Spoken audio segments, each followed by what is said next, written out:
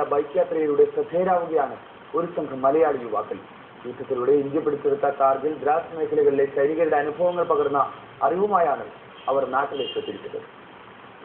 അവർ Palakkad NSS engineering കോളേജിൽ സ്നേഹവും സൗഹൃദവും പങ്കിട്ടവർ. കലാലയ നാളുകൾക്കു ശേഷം തൊഴിലിനായി പലയിടങ്ങളിലേക്കും പിരിഞ്ഞുപോയെങ്കിലും വീണ്ടും ഒത്തുചേരാനും ഒപ്പം ഇന്ത്യയുടെ ഹൃദയമറിയാനുമായിരുന്നു ഈ യാത്ര.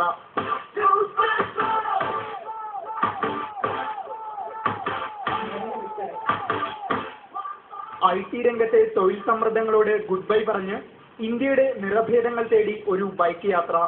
അങ്ങ് തെക്കേയറ്റത്ത് കടലിരമ്പമുയരുന്ന കന്യാകുമാരിയിൽ നിന്ന് മഞ്ഞണിഞ്ഞ ഹിമാലയം വരെ ജൂലൈ 11 ആരംഭിച്ച 15 ദിവസത്തെ ദേശാടനം.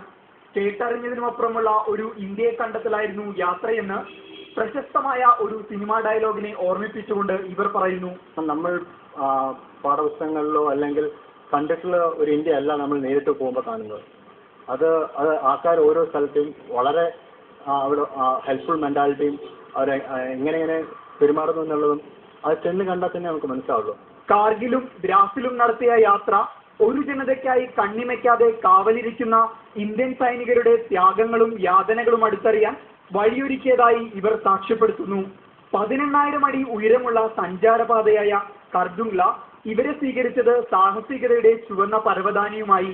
അരണ്ട വെളിച്ചവും എഞ്ചിനിരമ്പലുമായി ഇരുചക്ര സഞ്ചാരം.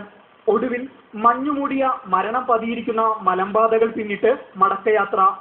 യാത്രയുടെ ഓരോ നിമിഷവും പകർന്നു തന്നത് അപൂർവമായ ജീവിതാനുഭവങ്ങളുടെ കാഴ്ചകൾ.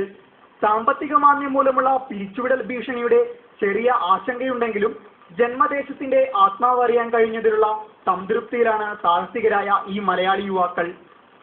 PB Anoop, India vision, Delhi.